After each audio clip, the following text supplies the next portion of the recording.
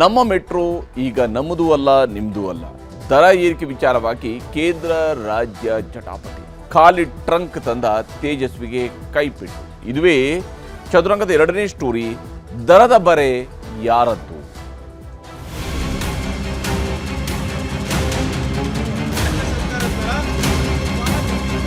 ಗೂಂಡಾಗಳಿಗೆ ಹೆದರ್ಕೊಳ್ಳದಲೆ, ಅವ್ರ ಕಂಟ್ರಿ ಬಾಂಬ್ಗಳಿಗೆ ಹೆದರ್ಕೊಳ್ಳದಲೆ ಹೋರಾಟ ಮಾಡಿ ಬಂದಿರೋ ನಾನು. ಇನ್ ನಮ್ಮ ಏರಿಯಾದಲ್ಲಿ ನೀವು ನಮಗೆ ನೋಟಿಸ್ ಕೊಟ್ಟು ಹೆದರ್ಸಕ್ ಬರ್ತೀರಾ? ನಾವು ದಿವಾಳಿ ಎದ್ದೋಗಿದೀವಿ, ನಾವು ಖಾಲಿ ಟ್ರಂಕ್ ಆಗಿದೀವಿ, ನಮ್ಮ ಹತ್ರ ದುಡ್ಡಿಲ್ಲ, ಆ ಕಾರಣಕ್ಕೆ ನಮಗೆ ಕೊಡಕ್ ಆಗೋದಿಲ್ಲ. ಮೆಟ್ರೋ ದರ ಏರಿಕೆ ಬಗ್ಗೆ ಅವ್ರೇನಾದ್ರೂ ಮಾತಾಡೋದಿದ್ರೆ ಮಾನ್ಯ ಪ್ರಧಾನಮಂತ್ರಿಗಳ ಹತ್ರ ಮಾತನಾಡಬೇಕು. 87% ನಿಮ್ ಶೇರ್ ಇಟ್ಕೊಂಡು ಕೇಂದ್ರ ಸರ್ಕಾರ ಬೆಲೆ ಏರಿಕೆ ಮಾಡಿದೆ ಅಂತ ಹೇಳಕ್ಕೆ ನಿಮ್ಗೆ ನಾಚಿಕೆ ಆಗಲ್ವಾ?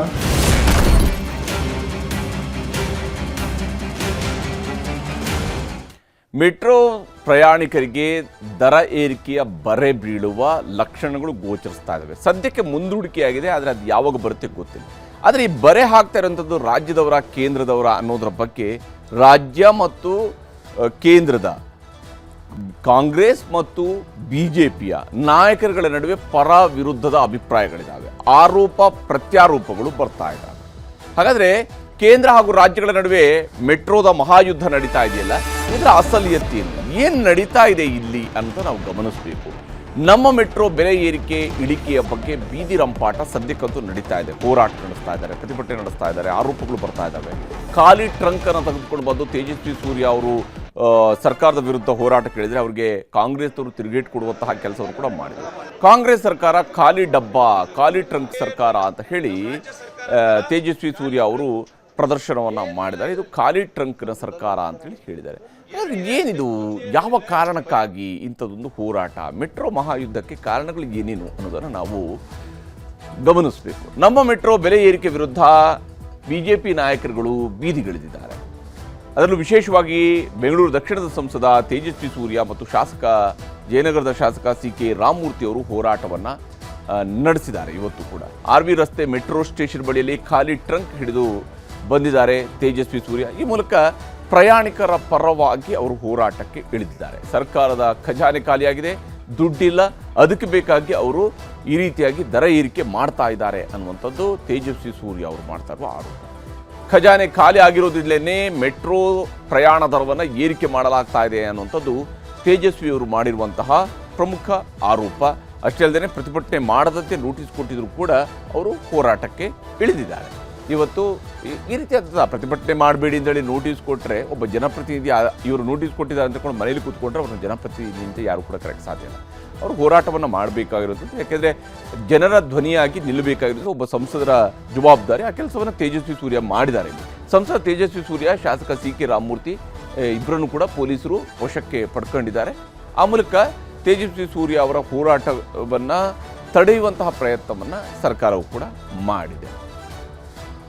ಈ ವಿಚಾರಕ್ಕೆ ಸಂಬಂಧಪಟ್ಟಂತೆ ಯಾವಾಗ ಪೊಲೀಸರು ಅವ್ರನ್ನ ವಶಕ್ಕೆ ಪಡೆದ್ರು, ಅದಕ್ಕೂ ಮುಂಚಿತವಾಗಿ ತೇಜಸ್ವಿ ಅವರು ಏನು ಮಾತಾಡಿದ್ರು, ರಾಮಮೂರ್ತಿ ಅವರು ಏನು ಮಾತಾಡಿದ್ದಾರೆ ಅಂತ ತೋರಿಸ್ತೀನಿ. ಇದು ಕೇಂದ್ರ ಸರ್ಕಾರ ತಾತ್ಕಾಲಿಕವಾಗಿ ಕೊಟ್ಟಿರುವಂತ ನೆರವಷ್ಟೇ. ಮೆಟ್ರೋ ದರ ಪದೇ ಪದೇ ಏರ್ತಾ ಇರುವಂತದ್ದು ರಾಜ್ಯ ಸರ್ಕಾರ ಇಷ್ಟು ವರ್ಷಗಳು ಹಿಂದೆ ಎಲ್ಲಾ ಸರ್ಕಾರಗಳು ಕೊಟ್ಟಂತೆ ಬಜೆಟ್ನಲ್ಲಿ ಶ್ಯಾಡೋ ಕ್ಯಾಶ್ ಸಪೋರ್ಟ್ ಏನು ಬಜೆಟ್ನಲ್ಲಿ ಮೆಟ್ರೋ ಕೊಡ್ತಾ ಇದ್ರು, ಅದನ್ನ ಈ ಸರ್ಕಾರ ನಾವು ದಿವಾಳಿ ಎದ್ದೋಗಿದೀವಿ, ನಾವು ಖಾಲಿ ಟ್ರಂಕ್ ಆಗಿದೀವಿ, ನಮ್ಮ ಹತ್ರ ದುಡ್ಡಿಲ್ಲ, ಆ ಕಾರಣಕ್ಕೆ ನಮಗೆ ಕೊಡಕ್ ಆಗೋದಿಲ್ಲ, ಅದನ್ನ ನೀವು ದರ ಏರಿಸಿ ಪ್ರಯಾಣಿಕರಿಂದನೇ ತಗೊಳ್ಳಿ ಅಂತ ಹೇಳಿದ್ದಾರೆ. ಆ ಕಾರಣಕ್ಕೋಸ್ಕರ ದರ ಜಾಸ್ತಿ ಆಗಿದೆ. ಬೆಂಗಳೂರಿನಲ್ಲಿ ಮೆಟ್ರೋ ದರ ಕಡಿಮೆ ಆಗಬೇಕು ಅಂತಂದ್ರೆ ರಾಜ್ಯ ಸರ್ಕಾರ, ಹಿಂದೆ ಸರ್ಕಾರಗಳು ಯಾವ ರೀತಿ ಬಜೆಟ್ನಲ್ಲಿ ಶ್ಯಾಡೋ ಕ್ಯಾಶ್ ಸಪೋರ್ಟ್ ಮೆಟ್ರೋ ಕೊಡ್ತಾ ಇತ್ತು, ಅದನ್ನ ಮತ್ತೆ ಮುಂದುವರಿಸಬೇಕು. ಮೇಡಮ್, ಇವತ್ತು MP ಅವರು ಬರ್ತಾ ಇದ್ದಾರೆ. ಏನು ಒಂದಲ್ಲೇ ಖಾಲಿ ಟ್ರಂಕ್ ಅಂತ ಏನು ಹೇಳಿದ್ದಾರೆ, ಈ ಖಾಲಿ ಟ್ರಂಕ್ ತಗೊಂಡು ನಾವು ಮೆಟ್ರೋ ಒಳಗಡೆ ಹೋಗ್ತಾ ಇದ್ದೀವಿ. ಇದು ಯಾವುದೇ ವಿರುದ್ಧವಾಗಿ ನಾವು ಹೋರಾಟ ಮತ್ತೆ ಇಲ್ಲಿ ಮೆಟ್ರೋದಲ್ಲಿ ನಾವು ಮಾಡೋ ರೂಲ್ಸ್ ಇಲ್ಲ. ಯಾಕೆ ಅಂತಂದ್ರೆ ಹೈಕೋರ್ಟ್ ಇಲ್ಲಿ ಬಹಳ ಮುಖ್ಯವಾಗಿ ಸಂಸದ ತೇಜಸ್ವಿ ಸೂರ್ಯ ಈ ಮೆಟ್ರೋ ದರದ ಏರಿಕೆ ಹೋರಾಟವನ್ನು ಕೈಗೆತ್ತಿಕೊಂಡಿರುತ್ತೆ. ನೋಡಿ, ಬೆಂಗಳೂರಲ್ಲಿ 3 ಸಂಸದರಿದ್ದಾರೆ, ಬಿಜೆಪಿಯವರೇ 3 ಸಂಸದರಿದ್ದಾರೆ. 4 ಮಂದಿ, ಅಫ್ಕೋರ್ಸ್ 4 ಮಂದಿ ಕೂಡ ಬೆಂಗಳೂರು ಗ್ರಾಮಾಂತರ ಕೂಡ ಸೇರಿದಾಗ 4 ಮಂದಿ ಸಂಸದರಿದ್ದಾರೆ. ಆದರೆ ಈ ಹೋರಾಟದ ಮುಂಚೂಣಿಯಲ್ಲಿರುವಂಥ ತೇಜಸ್ವಿ ಸೂರ್ಯ ಮಾತ್ರ ಈ ಹೋರಾಟವನ್ನು ಬಹಳ ಸೀರಿಯಸ್ ಆಗಿ ತೆಗೆದುಕೊಂಡಿದ್ದಾರೆ. ಇಲ್ಲಿ ತೇಜಸ್ವಿ ವಾದ ಏನು, ಹಾಗೆಯೇ ಕಾಂಗ್ರೆಸ್ ಏನು ತಿರುಗೇಟು ಕೊಡ್ತಾ ಇದೆ ಅನ್ನೋದು ನಾವು ಗಮನಿಸಬೇಕು. ದರ ಏರಿಕೆಗೆ ಬ್ರೇಕ್ ಹಾಕಿದ್ದಕ್ಕೆ ಕೇಂದ್ರಕ್ಕೆ ಧನ್ಯವಾದವನ್ನು ಸಲ್ಲಿಸಿದ್ದಾರೆ ತೇಜಸ್ವಿ ಸೂರ್ಯ. ದರ ಏರಿಕೆಗೆ ಬ್ರೇಕ್ ಹಾಕಿದ್ದಕ್ಕಾಗಿ ಅವರು ಕೇಂದ್ರಕ್ಕೆ ಧನ್ಯವಾದವನ್ನು ಸಲ್ಲಿಸಿದ್ದಾರೆ. ಅಂದರೆ ಇವತ್ತು ದರ ಏರಿಕೆ ಆಗಬೇಕಾಗಿತ್ತು, ಅದು ಮುಂದೂಡಿಕೆ ಆಗಿದೆ. ಇದೇ ಕಾರಣಕ್ಕಾಗಿ ತೇಜಸ್ವಿ ಸೂರ್ಯ ಅವರು ಧನ್ಯವಾದ ಸಲ್ಲಿಸಿದ್ದಾರೆ. ಕೇಂದ್ರಕ್ಕೆ ಅಧಿಕಾರವೇ ಇಲ್ಲ ಅಂತ ಹೇಳ್ತಾ ಇದ್ದಾರೆ, ಹಾಗಾದ್ರೆ ಇದು ಹೇಗೆ ಸಾಧ್ಯ ಆಯಿತು ಅಂತೇಳಿ ಕಾಂಗ್ರೆಸ್ನವರು ಪ್ರಶ್ನಿಸ್ತಾ ಇದ್ದಾರೆ. ಇದಕ್ಕೆ ಸಂಬಂಧಪಟ್ಟಂತೆ ಡಿ.ಕೆ. ಸುರೇಶ್ ಅವರು ಇವತ್ತು ಮಾತಾಡ್ತಾ ಈ ಪ್ರಶ್ನೆಗಳನ್ನು ಕೇಳಿದ್ರೆ ಹೇಗೆ ಸಾಧ್ಯ ಆಯಿತು, ಈಗ ದರ ಏರಿಕೆನೇ ಸಾಧ್ಯ ಇಲ್ಲ, ರಾಜ್ಯ ಸರ್ಕಾರನೇ ಮಾಡೋದು, ಕೇಂದ್ರ ಸರ್ಕಾರಕ್ಕೆ ಅಧಿಕಾರನೇ ಇಲ್ಲ ಅಂತ ಹೇಳಿದ್ರೆ ಈಗ ಹೇಗೆ ತಡೆದರು ಅನ್ನುವಂಥ ಪ್ರಶ್ನೆಯನ್ನು ಕೇಳಿದ್ದಾರೆ. ರಾಜ್ಯ ಸರ್ಕಾರದಿಂದಲೇ ಬೆಲೆ ಏರಿಕೆ ಪ್ರಸ್ತಾಪ ಅನ್ನುವಂಥದ್ದು ತೇಜಸ್ವಿ ಟೀಮ್ನ ವಾದ. ತೇಜಸ್ವಿ ಅವರು ಮುಂದಿಡ್ತಿರುವಂಥ ವಾದ ಏನಂತ ಹೇಳಿದ್ರೆ ರಾಜ್ಯ ಸರ್ಕಾರದ ಕಾರಣಕ್ಕಾಗಿದೆ ಬೆಲೆ ಏರಿಕೆ ಆಗಿದೆ ಅಂತೇಳಿ. ಆದರೆ ಕಾಂಗ್ರೆಸ್ನವರು ತಿರುಗೇಟು ಕೊಡ್ತಾ ಇದ್ದಾರೆ, ಬೆಲೆ ಏರಿಕೆ ಅಧಿಕಾರ ಕೇಂದ್ರ ಸರ್ಕಾರಕ್ಕೂ ಕೂಡ ಇದೆ. ಬೆಲೆ ಏರಿಕೆ ಅಥವಾ ಇಳಿಕೆ ಇದು ಕೇಂದ್ರ ಸರ್ಕಾರಕ್ಕೂ ಕೂಡ ಇರುವಂತಹ ಅಧಿಕಾರ, ಹಾಗಾಗಿ ಕೇವಲ ರಾಜ್ಯ ಸರ್ಕಾರದಲ್ಲ ಅಂತೇಳಿ. ನಷ್ಟ ಪರಿಹಾರದ ಅನುದಾನ ನೀಡಲು ದುಡ್ಡಿಲ್ಲ ಅಂತೇಳಿ ಹೇಳಿದ್ದಾರೆ. ಅಂದರೆ ಮೆಟ್ರೋಗೆ ನಷ್ಟ ಪರಿಹಾರದ ಅನುದಾನವನ್ನು ಕೊಡೋದಕ್ಕೆ ದುಡ್ಡಿಲ್ಲ ಅಂತ ಹೇಳ್ಕೊಂಡು ಸರ್ಕಾರದವರು ಹೇಳ್ತಾರೆ. ಅದಕ್ಕಾಗಿ ಅವರು ಈಗ ಏನು ಫೇರ್ ಹೈಕ್ ಮಾಡ್ತಾ ಇದ್ದಾರೆ ಅಂತ ಹೇಳಿ. ಜನರು ಸಿಟ್ಟಿಗೆದ್ದಾಗ ತೇಜಸ್ವಿಗೆ ಬುದ್ಧಿ ಬಂದಿದೆ ಅಂತ ಹೇಳಿ ಕಾಂಗ್ರೆಸ್ ತಿರುಗೇಟನ್ನು ಕೊಟ್ಟಿದೆ. ಇಲ್ಲಿ ತೇಜಸ್ವಿ ಮಾಡ್ತಾ ಇರುವಂಥದ್ದು ಜನರಿಗೆ ಸಿಟ್ಟು ಬಂದಿದೆ ಅನ್ನೋ ಕಾರಣಕ್ಕಾಗಿ ಕೇಂದ್ರದ ಪರವಾಗಿ ಅವರು ಈ ಪ್ರಹಸನವನ್ನು ಮಾಡ್ತಾ ಇದ್ದಾರೆ ಅಂಥೇಳಿ ಕಾಂಗ್ರೆಸ್ನವರು ಆರೋಪವನ್ನು ಮಾಡ್ತಾ ಇದ್ದಾರೆ. ಖಜಾನೆ ಖಾಲಿಯಾಗಿದೆ, ನೀವೇ ತುಂಬಿಕೊಳ್ಳಿ ಅಂತ ಹೇಳಿ ಜನರಿಗೆ ಸರ್ಕಾರ ಹೇಳ್ತಾ ಇದೆ ಅಂತ ಹೇಳಿ ತೇಜಸ್ವಿ ಸೂರ್ಯ ನೇರವಾದಂಥ ಆರೋಪವನ್ನು ರಾಜ್ಯ ಸರ್ಕಾರದ ವಿರುದ್ಧ ಮಾಡಿದರೆ, ಸಮಿತಿಗೆ ಅಧಿಕಾರ ಕೊಡಲಾಗಿದೆ, ಸರ್ಕಾರದ ಪಾತ್ರ ಏನೂ ಇಲ್ಲ ಅಂತೇಳಿ ಕಾಂಗ್ರೆಸ್ ಕೈ ತೊಳ್ಕೊಳ್ತಾ ಇದೆ. ಇದರಲ್ಲಿ ಮೆಟ್ರೋ ದರ ಏರಿಕೆಗೆ ಸಂಬಂಧಪಟ್ಟಂಥ ಒಂದು ಸಮಿತಿ ಇದೆ, ಅವರ ಶಿಫಾರಸು ಪ್ರಕಾರ ನಡೆಯುತ್ತೆ ಹೊರತು ಸರ್ಕಾರದ ಪಾತ್ರ ಇದರಲ್ಲಿ ಇಲ್ಲ ಅಂತ ಹೇಳ್ತಿದ್ದಾರೆ. ಬಜೆಟ್ನಲ್ಲಿ ನಷ್ಟ ಪರಿಹಾರ ಧನ ನೀಡಬೇಕು ಅಂತೇಳಿ ತೇಜಸ್ವಿಯವರು ವಾದಿಸ್ತಾ ಇದ್ದಾರೆ ಮತ್ತು ಅವರು ಸರ್ಕಾರವನ್ನು ಆಗ್ರಹಿಸ್ತಾ ಇದ್ದಾರೆ. ಬಜೆಟ್ನಲ್ಲಿ ಇದು ಘೋಷಣೆ ಆಗಬೇಕು ಅಂತ ಹೇಳ್ತಿದ್ದಾರೆ. ಆದರೆ ಕಾಂಗ್ರೆಸ್ ಅವರು ಹೇಳ್ತಿದ್ದಾರೆ, ನಮ್ಮ ಮೆಟ್ರೋಗೆ ಹಾಗಾದರೆ ಕೇಂದ್ರವೇ ಸಬ್ಸಿಡಿ ಕೊಡಲಿ, ಕೇಂದ್ರ ಸರ್ಕಾರದಲ್ಲೇ ಸಬ್ಸಿಡಿ ಕೊಡಲಿ ಅನ್ನುವಂತಹ ವಾದವನ್ನು ಮುಂದಿಡ್ತಿದ್ದಾರೆ. ಸರ್ಕಾರದ ಆರ್ಥಿಕ ಸ್ಥಿತಿ ಬಗ್ಗೆ ಶ್ವೇತಪತ್ರ ಹೊರಡಿಸಿ ಅಂತ ಹೇಳಿ ತೇಜಸ್ವಿ ಅವರು ಕೇಳಿದ್ದಾರೆ. ಮುಖ್ಯಮಂತ್ರಿಗಳಿಗೆ ಅಧಿಕಾರ ಇದ್ದರೆ ಬೆಲೆ ಇಳಿಸಿ ಅಂತ ಹೇಳ್ಕೊಂಡು ತೇಜಸ್ವಿ ಸವಾಲೆಸೆದಿದ್ದಾರೆ. ಆದರೆ ಸಂಸತ್ನಲ್ಲಿ ಮಾತಾಡದೆ ಬೀದಿಗೆ ಯಾಕೆ ಬಂದ್ರಿ ಅಂತ ಹೇಳಿ ಕಾಂಗ್ರೆಸ್ ಅವರು ಕೇಳ್ತಾ ಇದ್ದಾರೆ. ಮೆಟ್ರೋ ದರದ ಬಗ್ಗೆ ನೀವು ಸಂಸತ್ನಲ್ಲಿ ಮಾತನಾಡಬೇಕಾಗಿತ್ತು, ಅದು ಬಿಟ್ಟು ಬೀದಿಗೆ ಬಂದು ಟ್ರಂಕ್ ಹಿಡ್ಕೊಂಡು ಏನನ್ನು ತೋರಿಸಕ್ಕೆ ಹೊರಟಿದ್ದೀರಿ ಅಂತೇಳಿ ಕಾಂಗ್ರೆಸ್ನವರು ಪ್ರಶ್ನೆಯನ್ನು ಕೇಳ್ತಾ ಇದ್ದಾರೆ. ಹೀಗೆ ಇಲ್ಲಿ ಆರೋಪ ಪ್ರತ್ಯಾರೋಪಗಳು ಬಹಳ ಜೋರಾಗಿ ಸಾಗ್ತಾ ಇದ್ದಾವೆ ಎರಡೂ ಕಡೆಗಳಿಂದ. ಈ ವಿಚಾರಕ್ಕೆ ಸಂಬಂಧಪಟ್ಟಂತೆ ತೇಜಸ್ವಿ ಏನು ಹೇಳ್ತಿದ್ದಾರೆ, ಅದಕ್ಕೆ ಕಾಂಗ್ರೆಸ್ ನಾಯಕರು ಏನು ಕೌಂಟರ್ ಕೊಡ್ತಿದ್ದಾರೆ ಅನ್ನೋದು ನಿಮ್ಗೆ ತೋರಿಸ್ತೀನಿ. ರಾಜ್ಯದ ಮುಖ್ಯಮಂತ್ರಿಗಳು, ಉಪಮುಖ್ಯಮಂತ್ರಿಗಳು ಸರ್ಕಾರಕ್ಕೆ ಹೇಳಲಿಕ್ಕೆ ಇಚ್ಛೆ ಪಡ್ತಾರೆ. ದೂರದ ವೆಸ್ಟ್ ಬೆಂಗಾಲ್ನಲ್ಲಿ ಹೋಗಿ ಮಮತಾ ಬ್ಯಾನರ್ಜಿಯ ಗಡಿ ಒಳಗೆ ನುಗ್ಗಿ ಟಿಎಂಸಿ ಗೂಂಡಾಗಳಿಗೆ ಹೆದರ್ಕೊಳ್ಳದಲೆ, ಅವ್ರ ಕಂಟ್ರಿ ಬಾಂಬ್ಗಳಿಗೆ ಹೆದರ್ಕೊಳ್ಳದಲೆ ಹೋರಾಟ ಮಾಡಿ ಬಂದಿರೋ ನಾನು. ಇನ್ನು ನಮ್ಮ ಏರಿಯಾದಲ್ಲಿ ನೀವು ನಮಗೆ ನೋಟಿಸ್ ಕೊಟ್ಟು ಹೆದರ್ಸಕ್ ಬರ್ತೀರಾ? ಹೆದರ್ಕೊಂಡು ನೋಟಿಸಿಗೆ ಹೆದರ್ಕೊಂಡು ನೀವು ಅರೆಸ್ಟ್ ಮಾಡ್ತೀರಾ ಅಂತ ಹೆದರ್ಕೊಂಡು ಜನರ ಪರವಾಗಿ ಮಾತನಾಡದಲೇ ಇರುವಂತದ್ದು, ಜನರ ವಿಷಯ ಎತ್ತದಲೇ ಇರುವಂತದ್ದು, ಸತ್ಯ ಏನು ಅಂತ ಜನ ತಿಳಿಸದಲೇ ಇರುವಂತ ಹೇಡಿಗಳು ನಾವಲ್ಲ. ಈ ಹೋರಾಟ ಮುಂದುವರಿಯುತ್ತೆ. ಮೆಟ್ರೋ ದರ ಏರಿಕೆ ಬಗ್ಗೆ ಅವ್ರೇನಾದ್ರೂ ಮಾತನಾಡೋದಿದ್ರೆ ಮಾನ್ಯ ಪ್ರಧಾನಮಂತ್ರಿಗಳ ಹತ್ರ ಮಾತನಾಡಬೇಕು. ಕಾರಣ ಏನು ಅಂತಂದ್ರೆ ಕ್ಲೇಮ್ ತಗೋತಾ ಇರೋರು ಯಾರು? ಮೆಟ್ರೋ ನಮ್ಮದು ಅಂತ ತೇಜಸ್ವಿ ಸೂರ್ಯ, ಹೌದಾ ಅಲ್ವಾ? ನೀವು ನೇರವಾಗಿ ಮಾತಾಡಿ. ತೇಜಸ್ವಿ ಸೂರ್ಯ ಅವರು ಮೆಟ್ರೋ ನಮ್ಮದು ಅಂತ ಕ್ಲೇಮ್ ತಗೋತಾ ಇದ್ದಾರೆ, ರಾಜ್ಯ ಸರ್ಕಾರದಲ್ಲ ನಮ್ಮದು ಅಂತ ಹೇಳಿ. ಸೊ ಹಿಡ್ತಾ ಎಲ್ಲ ಕೇಂದ್ರ ಸರ್ಕಾರದ ಹತ್ರ ಬೋರ್ಡಲ್ಲಿದೆ. ಆ ಬೋರ್ಡ್ನ ತೀರ್ಮಾನದಂತೆ ಇವತ್ತು ದರ ಏರಿಕೆ ಆಗಿದೆ. ದರ ಏರಿಕೆ ಆಗಬಾರ್ದು, ಸಾರ್ವಜನಿಕರಿಗೆ ತೊಂದರೆ ಆಗುತ್ತೆ ಅನ್ನೋದು ನಮ್ಮ ಕಂಟೆನ್ಷನ್ನು ಕೂಡ. ಅವರು ಬೋರ್ಡ್ ಏನು ತೀರ್ಮಾನ ತಗೋತದೆ ಅದಕ್ಕೆ ನಾವು ಬದ್ಧವಾಗಿದೆ, ಅಧಿಕಾರದಲ್ಲಿದ್ದಾರೆ.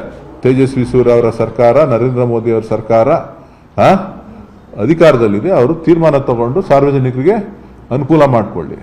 ಖಾಲಿ ಟ್ರಂಕ್ ಯಾಕೆ ಇಟ್ಕೊಂಡಿದ್ದಾರೆ ಅಂತ, ಕರ್ನಾಟಕದ ಹಣನ 4.5 ಲಕ್ಷ ಕೋಟಿ 5 ಲಕ್ಷ ಕೋಟಿ ಲೂಟಿ ಮಾಡ್ಕೊಂಡು ಹೋಯ್ತಾ ಇದೀವಿ ಅಂತ ಹೇಳಿ ತೋರಿಸಿ ಇಟ್ಕೊಂಡಿದ್ದಾರೆ. ಆ ಖಾಲಿ ಟ್ರಂಕ್ನ ತುಂಬಿಸ್ಕೊಂಡು ತರಕ್ಕೆ ಹೇಳಿ ದೆಹಲಿಯಿಂದ ನಮ್ಮ ತೆರಿಗೆ ಪಾಲಿನ ಹಣವನ್ನ ಕೊಡಿಸೋದ್ರ ಬಗ್ಗೆ ಅವರ ನಿಲುವೇನು? ಕೇಂದ್ರ 3 ಲಕ್ಷ ಕೋಟಿ ಬೆಂಗಳೂರು ನಗರದ ಒಂದರಿಂದೇ ಕೇಂದ್ರ ಸರ್ಕಾರ ತಗೊಳ್ತಾ ಇದ್ದಾರೆ. ಸ್ವಲ್ಪ ಸಬ್ಸಿಡಿ ಕೊಡಲಿ, ನಮ್ಮ ಮೆಟ್ರೋಗೆ ಸಬ್ಸಿಡಿ ದರದಲ್ಲಿ ಪ್ರಯಾಣಿಕರಿಗೆ ಹೋಗೋ ರೀತಿ ಮಾಡಲಿ. ನಮ್ಮಿಂದ ಇಷ್ಟು ಟ್ಯಾಕ್ಸ್ ಹೋಗುತ್ತಲ್ಲ, ಅಷ್ಟಾದರೂ ಮಾತಾಡಬೇಕಲ್ಲ. ಇವರೆಲ್ಲ ಗೆದ್ದು ಹೋಗ್ತಾರೆ ಲೋಕಸಭಾ ಸದಸ್ಯರುಗಳು, ಪಾರ್ಲಿಮೆಂಟಲ್ಲಿ ಇದ್ರ ಬಗ್ಗೆ ಮಾತಾಡೋದೇ ಇಲ್ಲ. ಈಗ ಮೆಟ್ರೋಗೆ ನಮ್ಗೆ ಅಧ್ಯಕ್ಷನ ನೇಮಕ ಮಾಡೋದು ಅವರೇ, ಸದಸ್ಯರ ನೇಮಕ ಮಾಡೋದು ಅವರೇ, ಕೇಂದ್ರ ಮತ್ತು ಫೈನಲ್ ಆಗಿ ಡಿಸಿಷನ್ ತಗೊಳ್ಳೋದು ಡೆಲ್ಲಿನಲ್ಲಿ ಮೆಟ್ರೋ ಬೋರ್ಡೇ ತೀರ್ಮಾನ ತಗೊಳ್ಳೋದು. ಸುಮ್ಮನೆ ಏನಾದ್ರು ಒಳ್ಳೆ ಕೆಲಸ ಆದರೆ ಮೋದಿಯವ್ರು ಮಾಡಿದ್ದು, ಮಾವು ಮಾಡಿದ್ದು ಅಂತ ಹೇಳ್ತಾರೆ. ಏನಾದರೂ ಬೆಲೆ ಏರಿಸ್ಬಿಟ್ರೆ ರಾಜ್ಯ ಸರ್ಕಾರ ಮಾಡಿದ್ದು, ಸಿದ್ದರಾಮಯ್ಯವ್ರು ಮಾಡಿಬಿಟ್ಟಿದ್ದು, ಸರ್ಕಾರ ಪಾಪರ್ ಆಗಿಬಿಟ್ಟಿದೆ ಅಂತೇಳಿ ಅಪಪ್ರಚಾರ ಮಾಡ್ತಾರೆ.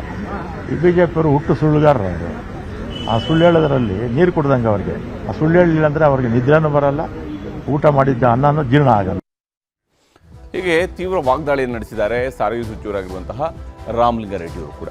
ಹಾಗಾದರೆ ದರ ಏರಿಕೆಗೆ ಏನು ಮಾನದಂಡ? ಗ್ರಾಹಕರ ಸಂಖ್ಯೆ ಇದು ಬಹಳ ಮುಖ್ಯವಾಗಿ ದರ ಏರಿಕೆಯ ವಿಚಾರದಲ್ಲಿ ಇರುವಂಥದ್ದು. ವಿದ್ಯುತ್ ಬಳಕೆಯ ಪ್ರಮಾಣ ಅದು ಎಷ್ಟು ಪ್ರಮಾಣದಲ್ಲಿ ಆಗುತ್ತೆ, ಅಂದರೆ ಅದರ ಹೊರೆ ಎಷ್ಟು ಬರುತ್ತೆ ಮೆಟ್ರೋಗೆ, ಅದರ ಮೇಲೆ ಪ್ರತಿ ಕಿಲೋಮೀಟರ್ಗೆ ತಗಲುವ ನಿರ್ವಹಣಾ ವೆಚ್ಚ, ಪ್ರತಿ ಕಿಲೋಮೀಟರ್ ಮೆಟ್ರೋ ಲೇನ್ಗಳ ನಿರ್ವಹಣಾ ವೆಚ್ಚವೂ ಕೂಡ ಇಲ್ಲಿ ದರ ಏರಿಕೆಗೆ ಪ್ರಮುಖವಾಗಿರ್ತಕ್ಕಂಥ ಕಾರಣಗಳಾಗುತ್ತೆ. ಖರ್ಚು ವೆಚ್ಚದ ತಾಳೆ, ಯಾಕಂದರೆ ಖರ್ಚು ಎಷ್ಟಾಗುತ್ತೆ, ಎಷ್ಟು ಹಣ ಖರ್ಚಾಗುತ್ತೆ, ಎಷ್ಟು ಆದಾಯ ಬರುತ್ತೆ, ಇದನ್ನು ಆಧರಿಸಿಯೂ ಕೂಡ ದರ ಏರಿಕೆಗೆ ಯೋಚನೆಯನ್ನು ಮೆಟ್ರೋ ಮಾಡುತ್ತೆ. ಪ್ರತಿ ಸ್ಟೇಜ್ಗೆ ಅನುಗುಣವಾದಂತಹ ದರವನ್ನು ಇಲ್ಲಿ ಏರಿಕೆ ಮಾಡಲಾಗುತ್ತೆ. 5% ಅಂತ ಹೇಳುವಂಥದ್ದನ್ನು ಅಪ್ಲೈ ಮಾಡಿದಾಗ ಪ್ರತಿ ಸ್ಟೇಜ್ ವೈಸ್ ಇದು ಅನ್ವಯ ಆಗ್ತಾ ಹೋಗುವಂಥದ್ದು ದರ ಏರಿಕೆಯ ಪ್ರಶ್ನೆ. ಆದರೆ ಈಗ ಸದ್ಯಕ್ಕೆ ಸರ್ಕಾರ, ರಾಜ್ಯ ಸರ್ಕಾರ ಹೇಳ್ತಿದೆ ಇದು ಕೇಂದ್ರ ಸರ್ಕಾರದ ಅಂತ ಹೇಳ್ತಾರೆ, ಕೇಂದ್ರ ಸರ್ಕಾರದ ಪರವಾಗಿ ಸಂಸದ ತೇಜಸ್ವಿ ಸೂರ್ಯ ಹೇಳ್ತಿದ್ದಾರೆ ಇದು ರಾಜ್ಯ ಸರ್ಕಾರದಲ್ಲಿ ಖಾಲಿ ಖಜಾನೆ ಅಂತ. ಆದರೆ ಅಂತಿಮವಾಗಿ ಇದರಲ್ಲಿ ಸಫರ್ ಆಗೋರು ಯಾರು? ಇವರು ಇಷ್ಟೆಲ್ಲ ಮಾತು ಆಡಿದ ನಂತರವೂ ಕೂಡ ದರ ಏರಿಕೆ ಆಗೇ ಆಗುತ್ತೆ. ಆಗ ದರ ಏರಿಕೆ ಆದಾಗ ಅದನ್ನು ಕಟ್ಟಬೇಕಾಗಿರೋದು ಯಾರು? ಸಾಮಾನ್ಯ ಪ್ರಯಾಣಿಕರೇ ಹೊರತು ಬೇರೆನಿಲ್ಲ. ಅಲ್ಲಿವರೆಗೆ ಈ ರೀತಿಯಾಗಿ ಜನರ ಕಣ್ಣೊರೆಸುವಂತಹ ಒಂದಿಷ್ಟು ರಾಜಕೀಯದ ಪ್ರಹಸನ ಮಾತ್ರ ನಡೆಯುತ್ತೆ.